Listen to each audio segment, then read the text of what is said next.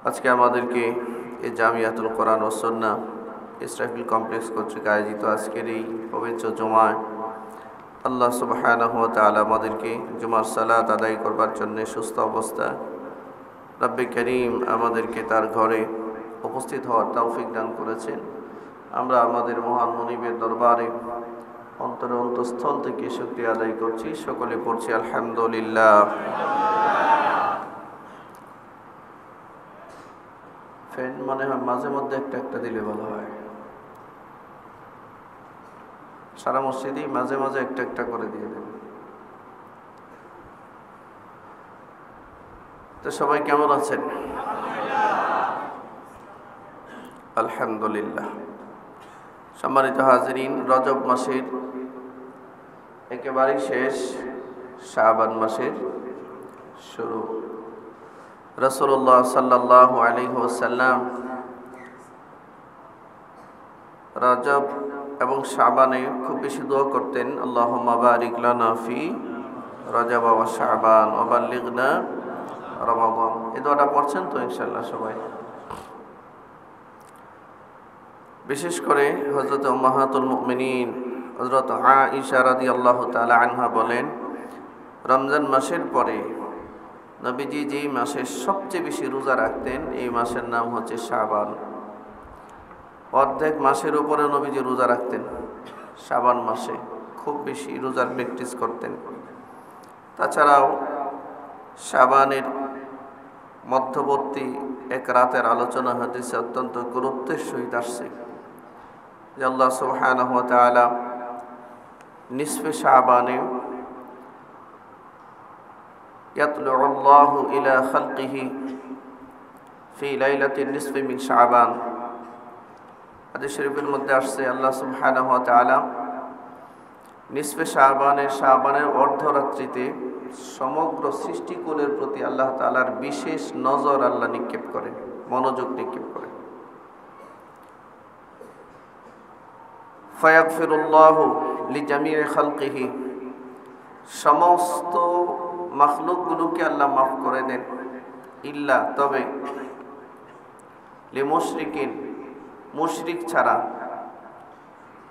আলি মুশাহিনিন, বিদ্বেষী মানুষ ছাড়া, বিদ্বেষ যারা হৃদয়ে পোষণ করে, অন্যের কল্যাণ যারা বরদাস্ত করতে পারে নাই, এদেরকে বিদ্বেষপূর্ণ, এদের হৃদয়ে বিদ্বেষ আছে বলে এটা ধরে নেওয়া যায়, ঠিক কিনা? এই বিদ্বেষী, মানব বিদ্বেষী, কল্যাণ বিদ্বেষী মানুষগুলো ছাড়া আর মুশরিক ছাড়া সকলের দোয়া আল্লাহর কাছে কবুল হয় এবং সকলকে আল্লাহ তাআলা মাফ করে দেন। এই বরকতের মাস শাবান আমাদের সমাগত, রজব আমাদের থেকে বিদায়ের শেষ পর্যায়ে। আমরা আল্লাহর কাছে খুব কায়মনোবাক্যে দোয়া করব, আল্লাহ সুবহানাহু ওয়া তাআলা যেন আমাদেরকে সুস্থ অবস্থা ঈমানের হালতে আল্লাহ যেন পরিপূর্ণ রমজান মাসে রোজাগুলো রাখবার মতো তৌফিক যেন আল্লাহ আমাদেরকে দান করেন। এই জন্য আমাদের প্রস্তুতিমূলক এই শাবান মাসে বেশি বেশি রোজা রাখা, এই আমলটা আমরা করব ইনশাআল্লাহ। আল্লাহ তৌফিক দান করুন। এই খুতবা হয়তো সামনে আসবে। আজকে আমি আপনাদের সামনে মহাগ্রন্থ আল কোরআনুল কারীমের 2 নম্বর সূরা, সূরা বাকারা, সূরা বাকারার 170 নম্বর আয়াত আপনাদের সামনে আমি তেলাওয়াত করেছি। এই আয়াতি কারিমায় আল্লাহ সুবহানাহু ওয়া তাআলা বলেন, وَإِذَا قِيلَ لَهُمُ اتَّبِعُوا مَا أَنزَلَ اللَّهُ قَالُوا بَلْ نَتَّبِعُ। আল্লাহ তাআলা বলেন, ওয়াইদা, এবং তাদেরকে কিলা যখন বলা হয়, ওয়াইদা কিলা লাহুম, যখন তাদেরকে বলা হয় বা কেউ বলে, ইত্তাবিউ, অনুসরণ করো, ফলো করো, পালন করো, মা আনজালাল্লাহ, আল্লাহ যা তোমাদের প্রতি জীবন বিধান হিসেবে নাজিল করেছেন, এই জীবন বিধান অর্থাৎ আল্লাহর নাজিলকৃত জীবন বিধানের ফলো করো, অনুসরণ করো। যখন এটা তাদেরকে বলা হয় তখন তারা বলে, ক্বালু, তারা বলে, লোকেরা বলে, কাফেররা বলে, মুশরিকরা বলে, বেদাতীরা বলে, সেকুলারিজমের প্র্যাকটিস যারা করে তথাকথিত গণতন্ত্রের প্র্যাকটিস যারা করে, ব্রিটিশ আইন কানুনের প্র্যাকটিস যারা করে, তারা বলে ক্বালু বাল নাত্তাবিউ মা আলফাইনা আলাইহি আবাআনা, আমাদের বাপ দাদারা যার অনুসরণ করেছে আমরা তো তার অনুসরণ বাদ দিতে পারবো না। তারা বলে বাল নাত্তাবিউ মা আলফাইনা আলাইহি আবাআনা, আমাদের বাপ দাদারা যা করে গেছে আমরা তারই অনুসরণ করব, আল্লাহ যা নাজিল করছে তার অনুসরণ করব না। নাউজুবিল্লাহ বলবেন না?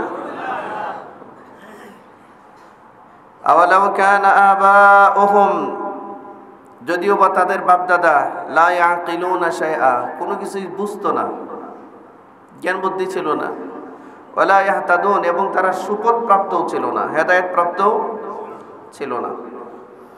আচ্ছা, এখানে দুইটা শব্দ আল্লাহ উল্লেখ করেছেন। একটা হচ্ছে লা ইয়াকিলুন, এরা বুঝতো না, এদের জ্ঞান ছিল না, এরা জানতো না। লা ইয়াকিলুনা শাইআ, এরা কোনো কিছুই বুঝতো না। ওয়ালা ইয়াহতাদুন, এবং এরা সুপথ প্রাপ্তও ছিল না, হেদায়েত প্রাপ্তও ছিল না। আচ্ছা, যারা কিছু বুঝতো না, জানতো না, হেদায়েত প্রাপ্তও ছিল না, এরা যদি আমাদের বাপ দাদাও হয় তাদের অনুসরণ করা যাবে? যদি বলেন যাবে? কাফেরদের এই উক্তিটাই ছিল। এই উক্তিটা আল্লাহ সুবহানাহু ওয়া তাআলা এখানে উঠিয়ে ধরেছেন। সম্মানিত হাজিরিন, আমি আপনাদের সামনে বলতেছিলাম আমাদের রব, আমাদের স্রষ্টা হচ্ছেন আল্লাহ। আমাদের স্রষ্টা কে? আল্লাহর নামটা একটু জোরে নেন, মহব্বতের সহিত নিয়ে বলেন। আমাদের স্রষ্টা, আমাদেরকে ক্রিয়েট করেছেন, সৃষ্টি করেছেন, তিনি কে? আসমানকে সৃষ্টি করেছেন, জমিনকে সৃষ্টি করেছেন, এই গোটা মাখলুকাতকে সৃষ্টি করেছেন, আমরা যা দেখি যা দেখি না তাও কে সৃষ্টি করেছেন? ধরে বলেন। তো স্রষ্টা যিনি, বিধান তো তিনিই দিবেন নাকি? তো এই স্রষ্টা সৃষ্টি করেছেন, আর এই মানব জাতি কেমনে চলবে তার বিধান বানাবে ব্রিটিশ বেনিয়া আর কাফেররা। হ্যাঁ, কোরআনে কারিমে এক জায়গায় আল্লাহ তাআলা বলেন وَلَئِن سَأَلْتَهُم مَّنْ خَلَقَ السَّمَاوَاتِ وَالْأَرْضَ لَيَقُولُنَّ اللَّهُ।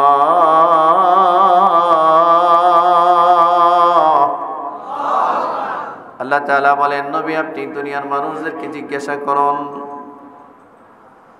যারা আমার সাথে শিরিক করে বেড়ায় এদেরকে আপনি জিজ্ঞাসা করুন, যারা আমার অস্তিত্ব বিশ্বাস করে না ওদেরকে জিজ্ঞাসা করুন, পৃথিবীর ন্যূনতম জ্ঞান সম্পন্ন মানুষ যারা আছে, কিছুটা জ্ঞান রাখে, এদেরকে আপনি জিজ্ঞাসা করুন। ওয়ালা ইন সালতাহুম মান খালাকাস সামাওয়াতি ওয়াল আরদ, আসমান আর জমিন কে সৃষ্টি করেছে? এক বাক্যে মানুষগুলো বলবে লা ইয়াকুলুনাল্লাহ, এই আসমান আর জমিন আল্লাহ ছাড়া কেউ সৃষ্টি করে নাই। আসমান আর জমিন কে সৃষ্টি করেছেন? বিজ্ঞানীরা বক্তব্য দেয়, আমরা এই পর্যন্ত শুনে এসেছি। এখনো পৃথিবীতে অনেক সায়েন্টিস্ট স্রষ্টার অস্তিত্বে বিশ্বাস করে না। তারা মনে করে এই পৃথিবী সৃষ্টির পেছনে কারো কোনো হাত নাই, মানব জাতি সৃষ্টির পেছনেও কারো কোনো হাত নাই, এটা অটো হয়ে গেছে প্রকৃতির নিয়মে। আমাদের সমাজের পেট পূজারী দুনিয়াবি কিছু শিক্ষায় শিক্ষিত মানুষ আছে, নিজেদেরকে বহুত বড় পণ্ডিত মনে করে। এরাও মনে করে যে আসলে পৃথিবী চলছে প্রকৃতির নিয়মে, এটার পিছনে কোনো স্রষ্টা টষ্টা নাই। নাউজুবিল্লাহ বলবেন না? পৃথিবী প্রকৃতির নিয়মে চলে। প্রকৃতি কার নিয়মে চলে?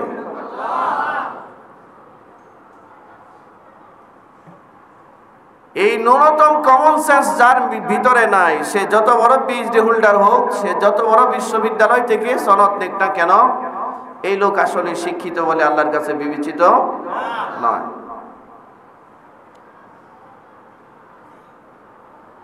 এই আসমান জমিন সৃষ্টির পেছনে বিজ্ঞানীদের এক দাবি হলো, এটা এক বিগ ব্যাংয়ের মাধ্যমে, মহাবিস্ফোরণের মাধ্যমে এই আসমান জমিন, পাহাড় পর্বত, নদী নালা, সাগর মহাসাগর, এটা ওইটা সৃষ্টি হয়েছে। এটার পিছনে কোনো স্রষ্টা নাই। আপনারা বলেন মহাবিস্ফোরণ যেটাকে বলে, বিগ ব্যাং যেটা বলে, একটা বেলুন ফুটালেও তো, একটা বেলুন যদি ফুটতে হয় এই বেলুনটার ভেতরে তো বাতাস দেওয়া লাগে। কি বলেন আপনারা? বাতাস দিতে হয় না?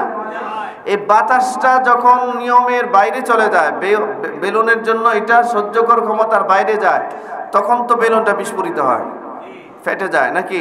তো এই বাতাসটা দিল কে? তো এই বেলুনটার পেছনে বাতাস দেওয়ারও তো কেউ না কেউ থাকতে হয়। কথা বলেন না কেন? মহাবিস্ফোরণে পৃথিবী সৃষ্টি হয়েছে মানলাম, এই মহাবিস্ফোরণটা ঘটালো কে? কেমনে হলো? এটা একটা স্বাভাবিক প্রশ্ন না?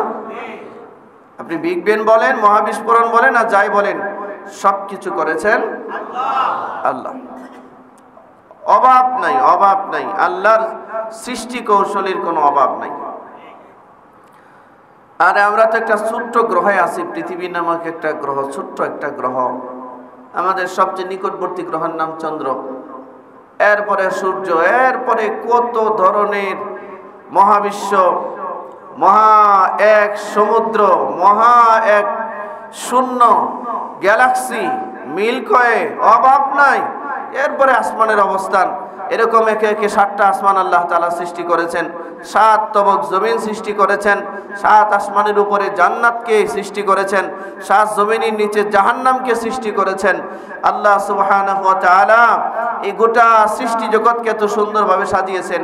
এই কথাগুলো আমরা যে আজকে বলতেছি, এগুলো আমরা নিজ থেকে বানিয়ে বলতেছি না, আমাদের মধ্যে, আমাদের কাছে কোনো সূত্র আছে, দলিল আছে?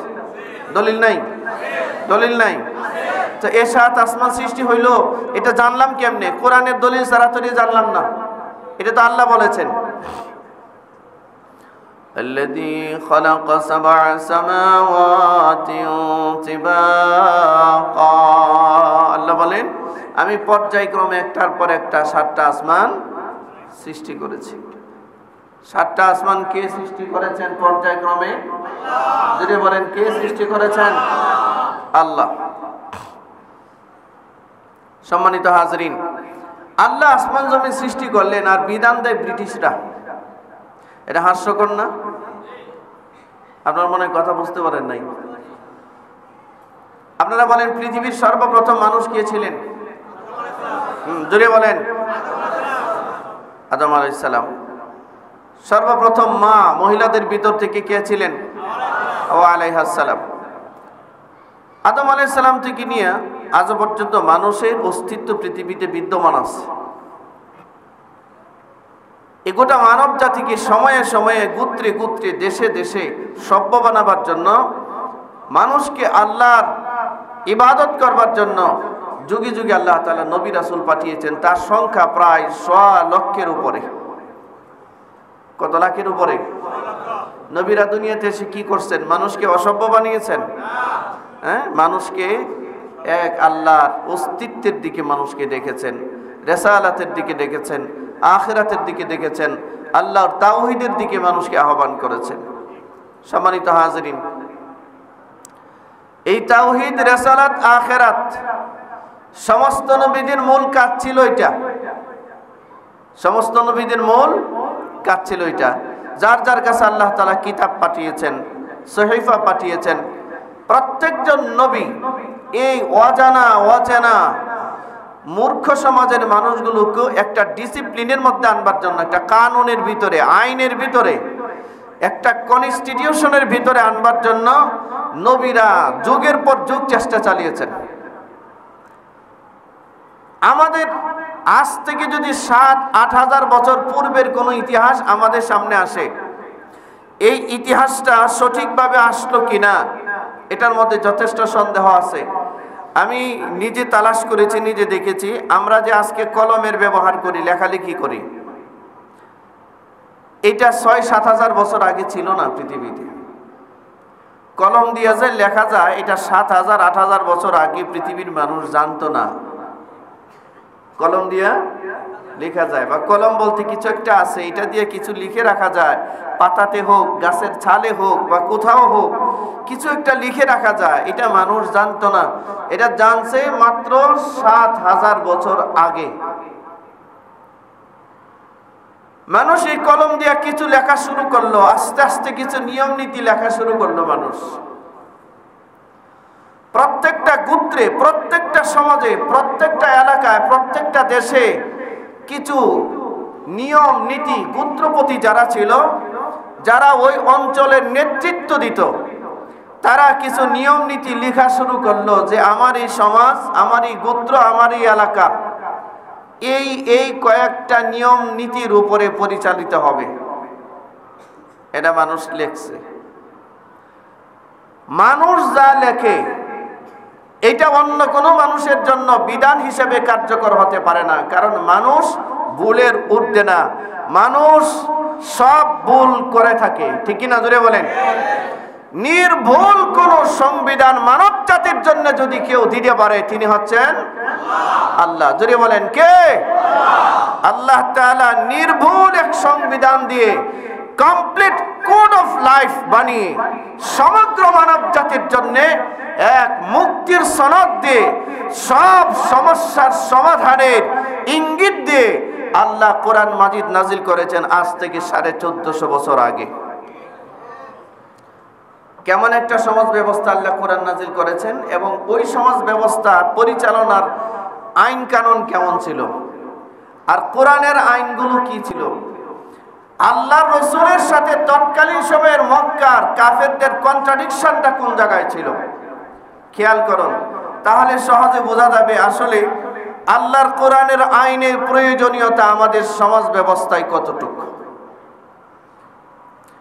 রাসূলুল্লাহ সাল্লাল্লাহু আলাইহি ওয়াসাল্লাম যখন দুনিয়াতে আসলেন, মক্কার যে হালত ছিল, এই হালতটাকে আমরা এবং সারা দুনিয়া সব মানুষ জানে, এটাকে বলা হয় আইয়ামে জাহিলিয়া। বলেন, আইয়ামে জাহিলিয়া। জাহিলি যুগের একটা অবস্থা, মূর্খতার যুগ। কেন এই মূর্খতার যুগ? ওই সমাজে মানুষ বাস করতো না, আরব গোত্রগুলো ছিল না, আরবের বড় বড় কবিলা ছিল, কুরাইশ ছিল, বনু হাশিম ছিল, বনু খুজাইমা ছিল, খাজরাত ছিল, আরো কত জাতির গোত্র ছিল আরব, এই জাজিরাতুল আরবে। প্রত্যেকটা গোত্রের আলাদা আলাদা কিছু আইন লেখা ছিল, গোত্রপতিরা এটা লিখেছিল। রাসূলুল্লাহ সাল্লাল্লাহু আলাইহি ওয়াসাল্লাম নবুয়ত প্রাপ্ত হলেন। দেখেন আল্লাহ তার নবীকে কিভাবে হেফাজত করেছেন। আল্লাহ সুবহানাহু ওয়া তাআলা তার নবীকে এরকম একটা বর্বর যুগে জন্ম দেওয়ার পরেও শিরিক থেকে এবং মানব রচিত আইন মানা থেকে আল্লাহ তার নবীকে নিজের হাতে হেফাজত করেছেন। নবীজি কোনোদিন মূর্তি পূজায় অংশগ্রহণ করেন নাই। আল্লাহ রাসূল সাল্লাল্লাহু আলাইহি সাল্লামকে আল্লাহ তাআলা যখন প্রকাশ্য নবুয়ত দিলেন, 40 বছর বয়সে নবীজি পাহাড়ে উঠে ডাক দিলেন, লা ইলাহা ইল্লাল্লাহ মুহাম্মাদুর রাসূলুল্লাহ। তারা এটা মানতে রাজি হলো না, বললো এটা কি বলে মুহাম্মদ, আমরা বাপ দাদার ধর্ম মূর্তি পূজা করছি, লাত আর উজ্জার পূজা করছি, হুবল আর মানাতের পূজা করছি শত শত বছর যাবত, আর মুহাম্মদ এসে বলে লা ইলাহা ইল্লাল্লাহ। লা ইলাহা ইল্লাল্লাহর মানে কি? জোরে কথা বলেন। আল্লাহ ছাড়া কোনো ইবাদতের উপযুক্ত কোনো সত্তা নাই, হুকুম দেওয়ার মতো কোনো সত্তা, বিধান রচনা করবার মতো কোনো সত্তা আল্লাহ ছাড়া মানব জাতির জন্য আর কেউ নাই। মক্কার কাফেররা চিন্তায় পড়ল, মুহাম্মাদের এই কথা যদি মেনে নেই, তাহলে আমাদের বাপ দাদার অনুসরণীয় যত ধর্ম আছে সব বাদ দেওয়া লাগবে, সব কি করতে হবে। তারা এটা মানতে রাজি হলো না। এই কন্ট্রাডিকশন শুরু হলো। রাসূলুল্লাহ সাল্লাল্লাহু আলাইহি সাল্লাম মক্কার জমিনে তাদের রচিত করা কিছু আইনের বিরুদ্ধে নবীজি মুখ খুলতে শুরু করলেন। 1 নাম্বার, চুরি, ডাকাতি, রাহাজানি, সবল মানুষগুলো দুর্বলদের উপর আক্রমণ। এই আক্রমণ বন্ধ করবার জন্য 17 বছর বয়সে আল্লাহ রসুল মক্কার যুবকদেরকে সাথে নিয়ে নবীজি এক সংগঠন স্থাপন করলেন, নাম দিলেন হিলফুল ফুজুল। নাম শুনেছেন আপনারা? এটা 17 বছর বয়সে আল্লাহ রসুল সাল্লাল্লাহু আলাইহি ওয়াসাল্লাম মক্কার শৃঙ্খলা রক্ষা করবার জন্য, মক্কার মানুষগুলোর মধ্যে একটা ভারসাম্যপূর্ণ জীবন ব্যবস্থা প্রতিষ্ঠিত করবার জন্য আল্লাহ রসুল নবুয়ত প্রাপ্তির আগেই মক্কার যুবক শ্রেণীদেরকে একত্রিত করে সংগঠন করলেন, নাম দিলেন হিলফুল ফুজুল। মক্কায় যারা অত্যাচারিত হবে, এই অত্যাচারীর বিরুদ্ধে এই হিলফুল ফুজুল কাজ করবে, অত্যাচারিতের পক্ষে কাজ করবে। যারা মক্কার জমিনে কষ্ট, দুঃখ, কষ্ট, চুরি ডাকাতির শিকার হবে, তারা সমষ্টিগতভাবে এটার প্রতিরোধ করবে। একটা সুষ্ঠু সমাজ ব্যবস্থা করবার জন্য আল্লাহ রসুল একটা সংগঠন স্থাপন করলেন। কি স্থাপন করলেন? বয়স 17 বছর। কত বছর? নবীজি নবুয়ত প্রাপ্ত হয়েছেন কত বছর বয়সে? যদি বলেন, তাহলে নবীজির দূরদর্শিতা ছিল 17 বছর বয়সে। এই মক্কার অসভ্যতা, বর্বর নিয়ম কানুনকে বন্ধ করতে হবে। এই জন্য আল্লাহ রসুল যুব সমাজকে একত্রিত করলেন, ইউনিটি তৈরি করলেন। একটা রাষ্ট্রের, একটা সমাজ ব্যবস্থার আমূল পরিবর্তন করবার মতো শক্তি রাখে সমাজের যুব সমাজ। ঠিক না? এই ভাই জোরে কথা বলেন, জোরে বলেন। সম্মানিত ভাইয়েরা আমার, যুব সমাজ যদি না জাগতো, 2024-এ বাংলাদেশ স্বাধীন হতো না। ঠিক কিনা? যুব সমাজ যদি না রাস্তায় নামতো, যদি জীবন না দিত, তাহলে আন্দোলন শুধু ঈদের পরেই হইতো। এরকম ঈদ আরো হয়তো 100টা আসতো। কি বলেন আপনারা? যদি বলেন, আন্দোলন খালি ঈদের পরে হবে। এরকম ঈদের পরে আন্দোলন করতে করতে 16 বছর গেল গা। দেশের সমস্ত যুব সমাজ জীবন বাজি রেখে রাজপথে নামলো। 2000-এর মতো মানুষ জীবন দিয়ে দিল। আল্লাহ তাআলা যুগের লেডি ফেরাউনকে বাংলার জমিন থেকে বিতাড়িত করলেন। ঠিক কিনা? জোরে বলেন, জোরে বলেন। রাগ করেন এই কথাগুলো বললে? সম্মানিত ভাইয়েরা আমার, যুব সমাজ গোটা একটা সমাজ ব্যবস্থার প্রাণ। কোন সমাজ ব্যবস্থার যুব সমাজদেরকে যদি ধ্বংস করে দেওয়া যায়, এদের চরিত্রের মধ্যে যদি আঘাত করা যায়, এদের চিন্তা চেতনা যদি নিম্নমুখী করা যায়, এদেরকে যদি উচ্ছৃঙ্খল বিশৃঙ্খল বানানো যায়, তাহলে এই রাষ্ট্র কোনোদিন উন্নতির কল্পনাও করতে পারবে না। এই কারণে দেখবেন আমাদের দেশের যুব সমাজদেরকে ধ্বংস করবার জন্য আমাদের এক প্রতিবন্ধী মিস্টার জয় এদেশের মানুষের কাছে সে ভালো কিছু তো পাঠাইতে পারে নাই। আমি 4G পাঠিয়েছি, 4G। বাংলাদেশ 5G যুগে ঢুকায় দিয়েছে। এই 4G আর 5G দিয়ে আমাদের দেশের সমস্ত যুব সমাজের ছেলে মেয়েগুলোকে ধ্বংস করেছে, ধ্বংস। ছেলেদের হাতে দিয়েছে মোবাইল। ঠিক কিনা? জোরে বলুন। এরা এই মোবাইল, ফেসবুক নিয়ে ব্যস্ত, ইন্টারনেট নিয়ে ব্যস্ত, যত নিষিদ্ধ জিনিস আছে তা নিয়ে ব্যস্ত। বাকি বিষয় হচ্ছে আমাদের যুব সমাজের হাতে ইয়াবা উঠায় দেওয়া হয়েছে। ইয়াবা, ইয়াবা চিনেন না? ইয়াবা কথা বলেন না কেন? ইয়াবা চিনেন না? আমাদের এই অঞ্চলে ইয়াবা নাই, ইয়াবা সেবন করার মানুষ নাই। যুব সমাজ ধ্বংসের এক কারণ হচ্ছে ইয়াবা, এক কারণ হচ্ছে মদ, এক কারণ হচ্ছে গাঁজা। যত নেশাদার জাতীয় দ্রব্য আছে এগুলো যুব সমাজকে ধ্বংস করছে। আর এটাকে সহজলভ্য করা হয়েছে বাংলাদেশে। ঠিক না? আইন করা হয়েছিল বাংলাদেশে, যেখানে 100 জন মদখোর আছে। 100 জন। কতজন? এ ভাই আপনারা কথা বলেন না কেন? এই মাইক দিয়ে কথা বলতে আমার দম বন্ধ হয়ে যাচ্ছে, মাইকও বন্ধ হয়ে যাইতেছে। আপনারা এদিকে তাকান, এদিকে বলেন।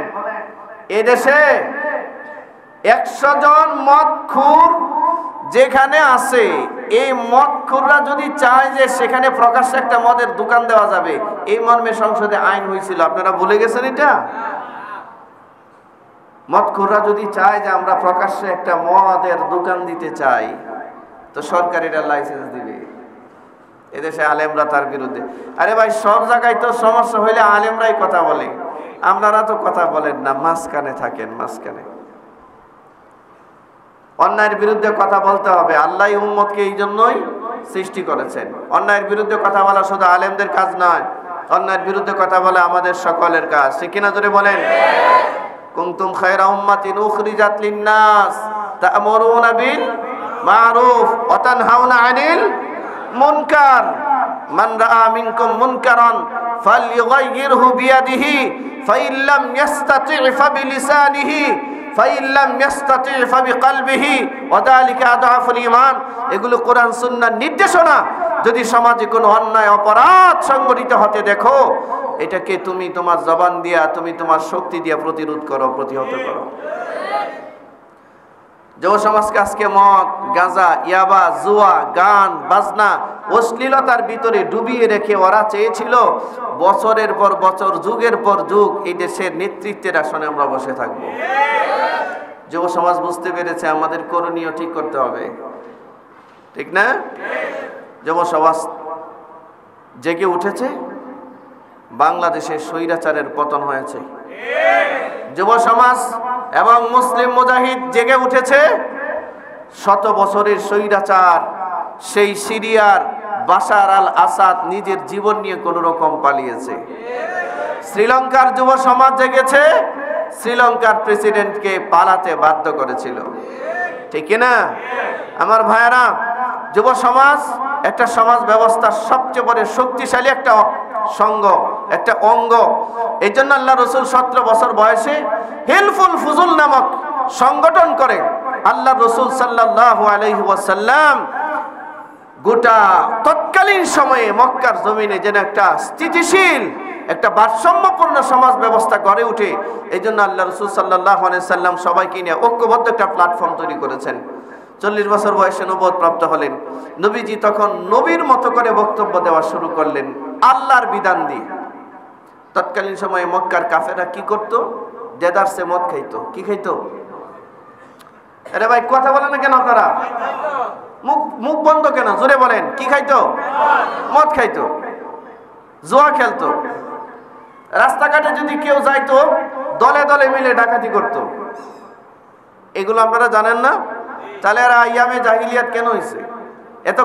এত নিম্নমানের চিন্তা ভাবনা এদের মধ্যে ছিল। মারাত্মক ব্যবস্থা ছিল ওই সমাজে।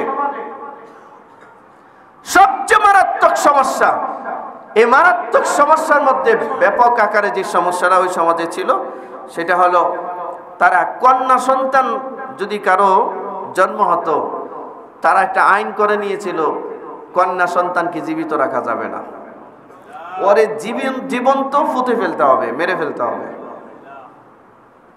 এটা ছিল ওই সমাজের একটা আইন। এই আইনটা কি মানব সভ্যতার প্রয়োজনে মানুষের উপকারে আসলো, না সমাজ ধ্বংস করার এক, গোটা পৃথিবী ধ্বংস করার এক ব্যবস্থা নিয়েছিল ওই মক্কার কাফেররা? হ্যাঁ, আল্লাহ রাসূল সাল্লাল্লাহু আলাইহি ওয়াসাল্লাম এসে বললেন, তোমরা নারীদেরকে হত্যা করতে চাও? আমি বলছি যার ঘরে একটা কন্যা সন্তান জন্ম হয় সে একটা জান্নাতের মালিক। যার ঘরে 2টা কন্যা সন্তানের জন্ম হয় সে 2টা জান্নাতের মালিক। যার ঘরে 3টা কন্যা সন্তানের জন্ম হয় সে 3টা জান্নাতের মালিক। এক হাদিসে আসছে যে তার 2টা কন্যা শিশুকে লালন পালন করে সুপাত্রের কাছে পাত্রস্থ করে, রাসূল বলেন জান্নাতে সে আমার সাথে এইভাবে থাকবে। এই 2টা আঙ্গুল পাশাপাশি যেমন, সেও আমার পাশাপাশি এইভাবে থাকবে। আল্লাহ তাআলা তার নবীর মাধ্যমে বলালেন, রাসূল বললেন, ইন্নাল জান্নাতা তাহতা আকদামিল উম্মাহাত, পৃথিবীর প্রত্যেকটা সন্তানের জান্নাত তার মার পায়ের নিচে। আর আসতে বলেন, জান্নাত কার পায়ের নিচে? আর মক্কার মানুষরা আইন বানাইছিল কারে মারতে? মেয়েদেরকে মারতে। মেয়েরা যদি মরে যায়, মেরে ফেলে, মা হবে কে? সন্তান হবে কে? বংশবিস্তার হবে কিভাবে? কোরআন মাজিদে আল্লাহ আয়াত নাযিল করলেন, অন্যায়ভাবে কোন নিরীহ মানুষকে কেউ যদি হত্যা করে তো কাতালান নাস জামিয়া, সে যেন পৃথিবীর সমস্ত মানুষকে হত্যা করে ফেললো। আল্লাহ আইন জারি করলেন। আর যে একটা নিরীহ মানুষকে বাঁচায় দিল, সে যেন সারা পৃথিবীর মানুষগুলোকে বাঁচায় দিল।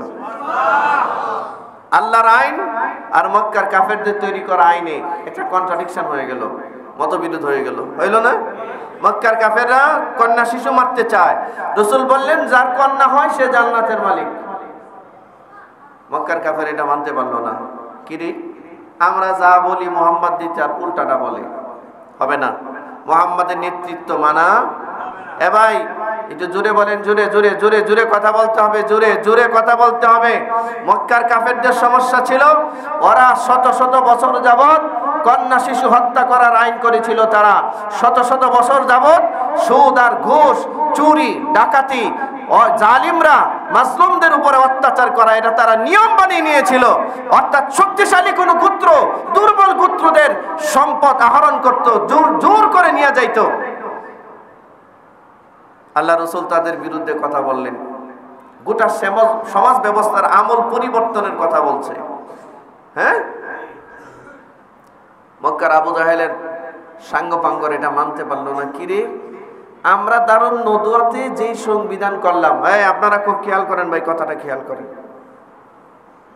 দারুন নদুয়াতে আমরা যেই সংবিধান প্রণয়ন করলাম, আমরা আমাদের মক্কা, আমাদের আরব দেশ এভাবে চালাবো। মোহাম্মদ দিকে এটার পুরো উল্টা বলে। তার মানে মোহাম্মদের কথা বাস্তবায়ন হলে আমাদের যে নেতৃত্ব, আমাদের যে আইন কানুন সব শেষ। সুতরাং যেমনে পারো মোহাম্মদকে ধরো, মোহাম্মদকে আটকাও, হত্যা করো, মোহাম্মদের কথার বিরোধিতা করো। এই কাজটা করেছিল। আমাদের দেশের বর্তমানে চিত্রটা কিন্তু ওই মক্কা নগরীর ওই চিত্রের সাথে মিলে যায়, ঠিক কিনা জোরে বলেন। 53 বছর হয়েছে বাংলাদেশ স্বাধীন হয়েছে। 53 বছর বয়সে প্রত্যেকটা টার্মে যারা এদেশের শাসন ক্ষমতায় অধিষ্ঠিত ছিল, প্রত্যেকটা সময়ে সময়ে বাংলাদেশ দুর্নীতিতে বিশ্ব মানচিত্রে চ্যাম্পিয়ন হয়েছিল। 2024-এর ছাত্র জনতার গণ অভ্যুত্থানের ভিতর দিয়ে অত্যাচারী স্বৈরাচারকে বিদায় করবার পরে, এই ইন্টারিম গভর্নমেন্ট আসবার পরে, অন্তর্বর্তীকালীন সরকার ক্ষমতা নিবার পরে ছাত্র জনতার এই সরকার চাচ্ছে একটা সংস্কারের মাধ্যমে গোটা বাংলাদেশের যে দুর্নীতিপরায়ণ শাসন ব্যবস্থা, গোটা বাংলাদেশের যে দুর্নীতিপরায়ণ আইন কানুন, এই সব কিছুকে দুমড়ে মুচড়ে ভেঙ্গে পরিবর্তন করে সংস্কার করে বাংলাদেশকে একটা সভ্য সমাজ ব্যবস্থায় পরিণত করতে হবে। এটা আমাদের দেশের বিগত স্বৈরাচাররাও মানতে চাচ্ছে না, সামনের স্বৈরাচার যারা তারাও মানতে চাচ্ছে না। এই জন্য ছাত্রদের তৈরি করা এই ইন্টারিম গভর্নমেন্ট, ছাত্র জনতার মাধ্যমে তৈরি করা এই অন্তর্বর্তীকালীন সরকার কোন সংস্কার করুক, এটা তারা চায় না। তাদের বক্তব্য হলো এরা হচ্ছে অন্তর্বর্তীকালীন সরকারের উপদেষ্টা মাত্র, তারা রাষ্ট্রের সংস্কার করার কি ক্ষমতা থাকে? রাষ্ট্রের জনগণ তাদেরকে এই ধরনের ম্যান্ডেট কোথায় দিল? তাদের বক্তব্য শুনেন। আবু জাহেল উতবা সাহিবাদের যে বক্তব্য ছিল, এই বক্তব্য আমাদের দেশের এই ধরনের নেতাদের মুখে শোনা যায়। তারা বলে এদেশের অন্তর্বর্তীকালীন সরকার, এদেশের ইন্টারিম সরকার ছাত্র জনতার সরকার, রাষ্ট্রের সংস্কারের অধিকার তাদেরকে কে দিল? জনগণ তো তাদেরকে সে ম্যান্ডেট দেয় নাই। পাগলের মাথা খারাপ হয়েছে। চাচা কয় পাগল হয়েছে, আমি কইছি পাগল হয়েছে না, পাগলের মাথা খারাপ হয়েছে। হ্যাঁ, পাগলের মাথা খারাপ হইল। এ ভাই আপনারা বলেন, এই কথাগুলো যারা বলে বর্ণচোরার দলেরা, এই বন্ড বাটপারের দলেরা এটা জানতে চায় না বর্তমানের অন্তর্বর্তীকালীন সরকারের উপদেষ্টা যারা আছে তাদের বিরুদ্ধে এই দেশের জনগণ রাস্তায় নামছে। আরে কথা বলেন না কেন ভাই? জনগণ যখন রাস্তায় নামে নাই তাহলে জনগণের সমর্থন আছে।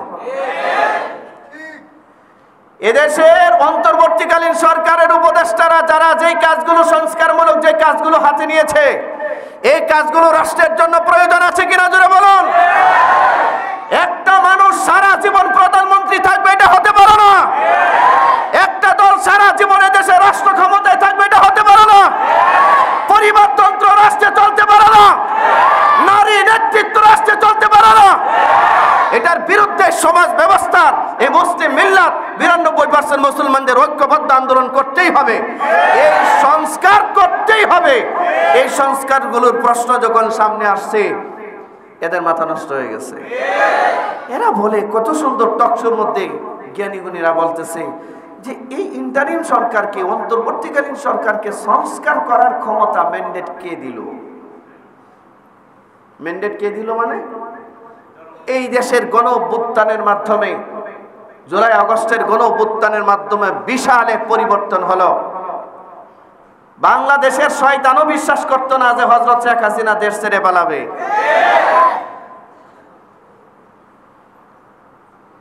হযরত শেখ হাসিনার দলবল দেশ ছেড়ে পালাবে, এটা এই দেশের শয়তানও বিশ্বাস করতো না। তোমরা তো আজ বড় বড় কথা বলো, শয়তানও বিশ্বাস করতো না। ছাত্র জনতার এই আন্দোলন ছাড়া, রক্ত দেওয়া ছাড়া, আলেম ওলামা রক্ত দেওয়া ছাড়া, রাজপথে নামা ছাড়া এই দেশ স্বাধীন হতো না। ঠিক কিনা জোরে বলুন? এই দেশ স্বাধীন হতো না। আজকে কতজন আন্দোলন করে রাস্তাঘাটে, আর তখন কথাই বলতে পারতো না। আচ্ছা, এরা যে দাবি করে যে অন্তর্বর্তীকালীন সরকার কোন সংস্কার করার অধিকার রাখে না, কারণ দেশের জনগণ তাদেরকে কোনো ম্যান্ডেট দেয় নাই। ম্যান্ডেট বলতে কি বোঝাও তোমরা? সমর্থন। এই তো সমর্থন যদি না থাকতো তাহলে গোটা দেশ এই উপদেষ্টাদেরকে মানলো কেমনে? যদি এই উপদেষ্টাদেরকে না মানতো, যেদিন উপদেষ্টা পরিষদ শপথ গ্রহণ করেছে পরের দিনই যে মানুষ রাস্তায় নামতো, বলতো আমরা এই উপদেষ্টা পরিষদ মানি। দেশের জনগণ রাস্তায় নামছে? কথা বলেন না কেন ভাই? দেশের জনগণ রাস্তায় নেমেছে? দেশের জনগণ যখন রাস্তায় নামে নাই, জনগণ যখন প্রতিবাদ করে নাই, জনগণ যখন এই উপদেষ্টাদের মাধ্যমে যে সংস্কার কাজগুলো হচ্ছে এটা জনগণ যখন মানতেছে, বুঝতে হয় সারা দেশের জনগণের ম্যান্ডেট সমর্থন তাদের পেছনে আছে। আপনারা কি কথাটা বুঝতে অসুবিধা হয় হলো? আমি কি অযৌক্তিক কোনো কথা বললাম? দেশের এই অন্তর্বর্তীকালীন সরকার সংস্কারমূলক কাজে হাত দিয়েছে।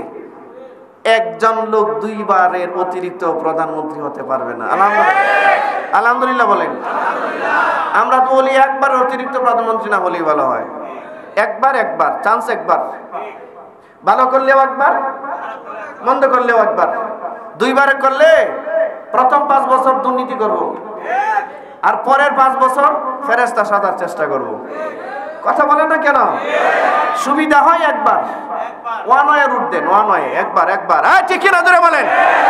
একবার দিলে ভালো হয়। ক্ষমতার মসনদে একবার আসেন, তাহলে চিন্তা করবে এটাই আমার ফার্স্ট, এটাই আমার লাস্ট। দুর্নীতি করলে মানুষ আর জানা যায় আসতো না। মরলে ইন্নালিল্লাহ বাদ দিয়া আলহামদুলিল্লাহ বলা শুরু করবে। সুতরাং কিছু করে গেলে এখনই করে যেতে হবে। ঠিক কিনা জোরে বলেন? যাই হোক, তারপরেও এই অন্তর্বর্তীকালীন সরকার একটা সংস্কারমূলক কাজে হাত দিয়েছে যে বাংলাদেশে কোন সরকার দ্বিতীয়বারের পরে তৃতীয়বার একই ব্যক্তি প্রধানমন্ত্রী হতে পারবে না। আমরা সাধুবাদ জানাই। আলহামদুলিল্লাহ বলেন, জোরে বলেন আলহামদুলিল্লাহ। আচ্ছা, আরো কিছু সংস্কারমূলক কাজে হাত দিয়েছে। আর ওরা বলা শুরু করছে না, এদেরকে সংস্কার করার, জুলাই অভ্যুত্থানের শ্বেতপত্র প্রকাশ করার পেছনে বাধা। তারপরে এই ইন্টারিম সরকার, অন্তর্বর্তীকালীন সরকার যতগুলো সংস্কারে হাত দিচ্ছে সবগুলো সংস্কারে বাধা দেওয়ার চেষ্টা করছে। কারণটা কি? মানে দুর্নীতির রাস্তাটা আপনারা খোলা রাখতে চান, চুরি ডাকাতির রাস্তা খোলা রাখতে চান। মনে রাখতে হবে, এই দেশের জনগণ, ছাত্র জনতা আর এই দেশের যুব সমাজ, এই দেশের আলেম সমাজ ঐক্যবদ্ধ যখন হয়েছে, অন্যায়ের বিরুদ্ধে রক্ত দেওয়া যখন শিখেছে, মানুষ যখন জুলুমের বিরুদ্ধে রক্ত দিতে শিখেছে, নতুন কোন স্বৈরাচারকেও এই দেশে বিন্দু পরিমাণ আর বরদাস্ত করা হবে না। কোন স্বৈরাচারী কোন পথ যদি কেউ বেছে নেন, তাহলে হযরত শেখ হাসিনার পথ অনুসরণ করতে পারেন। শিক্ষা গ্রহণ করেন, শিক্ষা। রাস্তা পাবেন না।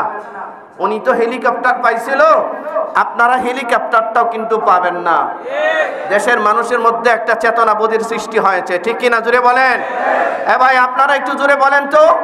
এই গোটা রাষ্ট্র ব্যবস্থা, গোটা বাংলাদেশের রাষ্ট্র ব্যবস্থা এত রক্তক্ষয়ী সংগ্রামের পরে এই ছাত্র জনতার যে সরকার, গোটা দেশের সরকার, সারা দেশের মানুষের সমর্থন আছে তাদের পেছনে। ঠিক কিনা জোরে বলেন?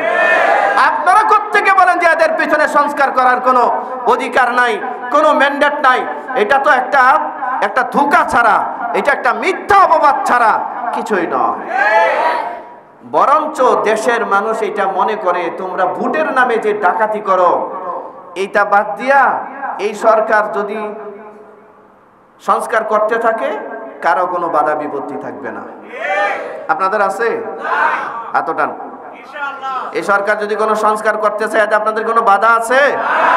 এই দুইটা হাত একটু উঠান তো, শক্ত করে উঠায় দেখান তো। বর্তমানের অন্তর্বর্তীকালীন সরকার যদি কোনো সংস্কার করতে চায়, এই সংস্কারে আপনাদের সমর্থন আছে কি নাই? জোরে বলেন, সমর্থন আছে কি নাই? তারে যারা বলে এই অন্তর্বর্তীকালীন সরকার যদি সংস্কার করে, তাদের কোনো ম্যান্ডেট নাই, সংস্কার করার অধিকার নাই, এদের কথা কি মানা যাবে? এরা কি ভালো মানুষ? এরা কি দেশের শান্তি চায়? এরা কি দেশের শৃঙ্খলা চায়? চায় না। সুতরাং এই যে আপনারাও হাত উঠায় আর সমর্থন জানালেন, এই সমর্থন সারা দেশের সব মানুষই জানায়, ঠিক কিনা? আমার প্রিয় ভাইয়েরা, মক্কার কাফেররা, এই কথাটা আবার একটু শেষ করি, যেহেতু এটা রেকর্ড হচ্ছে, এটা সারা দুনিয়ার মানুষের কাছে যাবে। বলছি, অন্তর্বর্তী সরকারের সমস্ত উপদেষ্টা, বিশেষ করে প্রধান উপদেষ্টা ডক্টর ইউনূস সাহেবের দৃষ্টি আকর্ষণ করেও বলছি, আপনি ভয় পায়েন না, আপনি ভয় পায়েন না। এদেশের উপদেষ্টাদেরকে বলছি, আপনারা ভয় পায়েন না। 2000 মানুষের জীবন দেওয়ার পরে, 30,000 মানুষ আহত হওয়ার পরে এই রাষ্ট্র ব্যবস্থার পরিবর্তন এসেছে। আপনারা এগিয়ে যান, এদেশের মানুষ আপনাদের সাথে আছে, ঠিক কিনা? জোরে বলেন। এদেশের মানুষের সমর্থন আর ম্যান্ডেট আপনাদের সাথে আছে। রাষ্ট্রের সভ্যতার জন্য, শৃঙ্খলার জন্য, মানুষের অধিকার আদায়ের জন্য, রাষ্ট্রকে দুর্নীতি মুক্ত করবার জন্য যা যা সংস্কার করার দরকার, যেখানে যেখানে সংস্কার করা দরকার, যারে যারে ফাঁসির কাছে ঝুলানোর দরকার, যারে যেখানে বিচার করবার দরকার, আপনারা সেই বিচারের আয়োজন করুন, আপনারা সেই সংস্কার করুন। এই দেশের সমস্ত মানুষের ম্যান্ডেট, সমর্থন আপনাদের পাশে আছে। এদেশের সমস্ত আলেম ওলামাদের সমর্থন, সাধারণ জনগণের সমর্থন আপনাদের পাশে ছিল, আছে, থাকবে। আপনাদেরকে রক্ষা করার জন্য, আপনাদেরকে কাজের সুযোগ করার জন্য যদি আবার রাস্তায় নামতে হয়, আমরা রাস্তায় নামতে প্রস্তুত আছি, ঠিক কিনা? জোরে বলুন, আমরা রাস্তায় নামতে প্রস্তুত আছি। আপনাদের ভয়ের কোনো কারণ, কোন রাজনৈতিক দল যদি বলে আপনাদের সংস্কার করার কোনো এখতিয়ার নাই, ম্যান্ডেট নাই, আপনারা এদের কথায় কান দিবেন না। এটাকে চামচিকার শব্দ মনে করে আপনারা আপনাদের কাজ করে যান, ঠিক কিনা? জোরে বলুন। এটা অন্তর্বর্তী সরকারের কাছে আমাদের আহ্বান। 50-53টা বছরের মধ্যে এদেশের শাসন ব্যবস্থার যারা শাসন করেছে, এদের বিরুদ্ধে মুখ খোলার মানুষ ছিল না।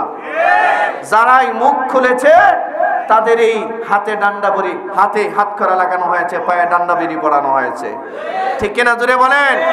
পায়ে ডান্ডা বেরি পড়ানো হয়েছে, গুম করে দেওয়া হয়েছে, খুন করা হয়েছে, অসংখ্য মানুষকে আয়না করে নেওয়া হয়েছে, ঠিক না? একটা একটা করে সব পাপ বের হয়ে আসবে, আসবে না ইনশাআল্লাহ? সুতরাং অন্তর্বর্তীকালীন সরকারকে আহ্বান করছি, কোন রাজনৈতিক দলের চাপে দৌড়ায় নির্বাচন দেওয়ার চেষ্টা করবেন না। আপনারা যে সংস্কার করার উদ্যোগ নিয়েছেন, রাষ্ট্রকে কন্ট্রোল করুন, রাষ্ট্রকে কন্ট্রোল করুন। যেই চোর চামুন্ডাগুলো বিভিন্ন জায়গায় প্রশাসনের, অ্যাডমিনিস্ট্রেশনের গুরুত্বপূর্ণ জায়গায় বসা, এদেরকে সাসপেন্ড করুন, এদেরকে বরখাস্ত করুন। রাষ্ট্রের জনগণ আপনাদের সাথে আছে, মানুষ আপনাদের সাথে আছে, থাকবে, ঠিক কিনা? জোরে বলুন। এই চোরগুলোকে ভয় পায়া দ্রুত নির্বাচন দিয়া পালায়া যাবেন, এই চিন্তা করেন না। করলে আপনারাও জাতির সাথে গাদ্দারি করবেন। এই 2000 জুলাই গণঅভ্যুত্থানের, জুলাই আগস্টের গণঅভ্যুত্থানের এই শহীদদের সাথে আপনারাও গাদ্দারি করবেন, যদি আপনারা পূর্ণ সংস্কার না করে রাষ্ট্রে নির্বাচনের ব্যবস্থা করেন। আমরা চাই রাষ্ট্রের সংস্কার পরিপূর্ণভাবে হোক, তারপরে সুষ্ঠু একটা নির্বাচন হোক। এই নির্বাচনের মাধ্যমে যারা সংসদে যাবে, তারাই সংসদে যাক, ঠিক কিনা? জোরে বলো। আমরা আর কোন সন্ত্রাস, গুন্ডা, আর কোন চাঁদাবাজ আমাদের এমপি হিসেবে দেখতে চাই না, ঠিক না? আমাদের আইন প্রণয়ন করবে কারা? যারা নেবান মানুষ, তারা। হ্যাঁ, মমতাজের মতো আর গায়িকা নায়িকাদের মতো কোন সংসদ সদস্য আমরা নতুন করে আর চাই না। স্বৈরাচারী ভূমিকা যে দলগুলো অবতীর্ণ হচ্ছেন আপনাদেরকে একটু স্মরণ করায়া দেই। আল্লাহরে ভয় করেন, পরে জনগণরে একটু ভয় করেন। যদি মনে করেন এই দেশের সব সমর্থন আপনাদের, বোকা স্বর্গে বাস করছেন, বোকা স্বর্গে বাস করছেন। মানুষের চিন্তা চেতনার এখন আকাশ পাতাল ব্যবধান। মানুষ এখন আর এত বোকা নাই, ঠিক কিনা জুড়ে বলেন? মানুষ এখন আর এত বোকা নাই। মানুষ তার অধিকার নিশ্চিত করতে শিখেছে। মানুষ প্রয়োজনে যা যা করার দরকার তাই করবে, ঠিক কিনা জুড়ে বলেন? মক্কার কাফেররা বলল, কিরে আমরা শিশু কন্যা হত্যা করার আইন করলাম, যদি কোনো বাপ চায়, কোনো মা চায় তার কন্যা সন্তানটাকে মেরে ফেলবে, কোনো সমস্যা নাই। নাউজুবিল্লাহ বলতেন না? আর মোহাম্মদ বলে এই কন্যা সন্তান যার একটা হয় তার নাকি একটা জান্নাত। কথাটা কি মক্কার আইনের পক্ষে গেল না বিরুদ্ধে গেল? রাসূল রে ফতোয়া দেওয়া শুরু করলো, নবী দেশদ্রোহী, রাষ্ট্র বিরোধী, কি বিরোধী? চেতনা বিরোধী। আমাদের দেশে কোরআন হাদিসের আইনের কথা বললেই বিগত 16 বছর যাবত আমাদেরকে মুক্তিযুদ্ধের চেতনা বিরোধী বলে গালি দিছে। এই বাংলাদেশের আলেমরা মুক্তিযুদ্ধের চেতনা বিরোধী? হ্যাঁ, বরঞ্চ এই বাটপারগুলো, এই বন্ডগুলো মুক্তিযুদ্ধের চেতনা বিক্রি করে 16 বছর দুর্নীতি করছে। ঠিক কিনা জোরে বলেন? মুক্তিযুদ্ধের চেতনা বিক্রি করে 16 বছর জুলুম করেছে এই দেশের মধ্যে। মুক্তিযুদ্ধের চেতনা কি এটা ছিল যে 99 বিলিয়ন ডলার বাংলাদেশ থেকে পাচার করো, বাংলাদেশ থেকে পাচার করো 99 বিলিয়ন ডলার? মুক্তিযুদ্ধের চেতনা কি এটা ছিল? যারা বঙ্গবন্ধু শেখ মুজিবুর রহমান নিজে নিজে বলেছিল, কিরে কোন দেশ স্বাধীন করলাম, আমার কম্বল দেখি খুঁজে পাই না। হ্যাঁ, জোরে বলেন না কেন? নিজের কম্বলটাও খুঁজে পায় নাই। বঙ্গবন্ধু বুঝেছিলেন কাদের শাসন করছে। হ্যাঁ, এই চোরদেরকে থামাতে হলে একমাত্র ওয়াসারিকু ওয়াসারিকাতু ফাকতাউ আইদিয়াহুমা, কোরআনের এই আয়াতের বিধান ছাড়া কিয়ামত পর্যন্ত ওয়াজ করলেও চোর ভালো হবে না। চোর যদি ভালো হতো এরকম ওয়াজ জীবনে হাজার হাজার শুনছে। কথা বলেন না কেন? জোরে বলেন। বাংলাদেশের কোন চোর জানে না চুরি করা হারাম? বাংলাদেশের কোন সুদখোর জানে না সুদ খাওয়া হারাম? বাংলাদেশের কোন ঘুষখোর জানে না ঘুষ খাওয়া হারাম? সবাই জানে। মানে মানার জন্য দরকার আল্লাহর আইন। জোরে বলেন, মানার জন্য কি দরকার? আল্লাহ রাসূল যখন বললেন যে যার 3টা সন্তান কন্যা 3টা জান্নাতের মালিক, সুবহানাল্লাহ। দুনিয়ার সব ছেলেরা শোনো, তোমাদের জান্নাতটা আল্লাহ তোমার মার পায়ের নিচে রাখছেন। আহা, যেই কন্যা, যেই মেয়েদেরকে ওরা মাটির নিচে দাফন করত, আল্লাহ এবং তার রাসূল এই কন্যাদেরকে জান্নাতের উপরে জায়গা দিছে। মা খুশি তো আল্লাহ খুশি, বাবা খুশি তো আল্লাহ খুশি। রিদার রাব্বি ফি রিদাল ওয়ালিদাইন ওয়া সাখাতুর রাব্বি ফি সাখাতিল ওয়ালিদাইন। আল্লাহ সুবহানাহু ওয়া তাআলা এবং তার নবী মার মর্যাদা বাড়ায় দিলেন। মক্কার কাফেররা চিন্তা করলো, এত বিশাল কন্ট্রাডিকশন আমাদের সাথে, মুহাম্মদকে আর এই সমাজে থাকতে দেওয়া যাবে না। ধরো, মারো, কাটো। এই যে এখন দেখেন না, বৈষম্য বিরোধী ছাত্র আন্দোলনের নেতাদেরকে ধরে ধরে এখন মারে। যখন দেখছে এরা তো আমাদের দুর্নীতি মূলোৎপাটন করার চেষ্টা করছে, কথা বলেন না কেন? যখন দেখছে যে এরা তো আমাদের দুর্নীতির মূলোৎপাটন করতে চায়, এরা যা সংস্কার করতে চাচ্ছে আমরা তো সামনে 1 টাকাও চুরি করতে পারবো না, তাহলে এটা করতে দেওয়া যাবে না, ধর মার। এ ভাই কথা বলেন না কেন? আপনারা কথা বলেন না কেন? এটা শুরু করছে, নবীজির বিরুদ্ধে এটা শুরু করলো। 13টা বছর আল্লাহ রাসূল কষ্ট করলেন, নবীজিকে নির্যাতন করে, মারপিট করে, পাথর নিক্ষেপ করে, নবীজিকে পাগল বলে, নবীজিকে জাদুকর বলে, নবীজিকে কবি বলে, গণক বলে গালি দিয়ে চতুর্দিক থেকে পাথর নিক্ষেপ করে নবীজিকে হত্যা করার জন্য তার ঘর অ্যাটাক করে তারা রাসূলকে হত্যা করার ষড়যন্ত্র করেছে। আল্লাহ তার রাসূলকে হিজরত করতে আদেশ করলেন। 13 বছর পর নবীজি হিজরত করে মক্কা থেকে কোথায় গেলেন? মদিনায়। খুব খেয়াল করুন, আলোচনা আজকের জুমার আলোচনা এখানে শেষ। আল্লাহ রাসূল মদিনায় গেলেন। মক্কার কাফিরদের এই সমস্যাটা হলো কেন? আল্লাহর নবী তাদের বাপ দাদাদের তৈরি করা যত অন্যায় আচরণ আছে এই অন্যায় নীতিমালার বিরুদ্ধে কথা বললেন, আইনের বিরুদ্ধে কথা বললেন। এই কথাটা আল্লাহ তাআলা বলেন, وَإِذَا قِيلَ لَهُمُ اتَّبِعُوا مَا أَنزَلَ اللَّهُ قَالُوا بَلْ نَتَّبِعُ مَا أَلْفَيْنَا عَلَيْهِ آبَاءَنَا। আল্লাহ তাআলা বলেন, وَإِذَا قِيلَ لَهُمْ, যখন তাদেরকে কেউ বলে বা তাদেরকে বলা হয়, ইত্তাবিউ, ফলো করো, অনুসরণ করো, মানো, মা আনজালাল্লাহ, আল্লাহ যা নাজিল করেছেন। আল্লাহ কি নাজিল করেছেন? কোরআন মানে কি? এটা কি গীতা? গীতার মতো নাকি এটা শুধু তেলাওয়াতের কিতাব? না, এটা বিধান, কমপ্লিট বিধান। এটা জোরে বলেন, কমপ্লিট বিধান। জোরে বলেন, এটা একটা সংবিধান। এটা কি? সর্বশেষ নাজিল করে আল্লাহর দেওয়া সংবিধান। তা আল্লাহ বলেন মা আনজালাল্লাহ, যখন বলা হয়েছে তাদেরকে আল্লাহ যা নাজিল করেছেন। আল্লাহ কি নাজিল করেছেন? একটা নিরীহ মানুষকে কেউ যদি হত্যা করে, সে সারা দুনিয়ার মানুষকে যেন হত্যা করলো।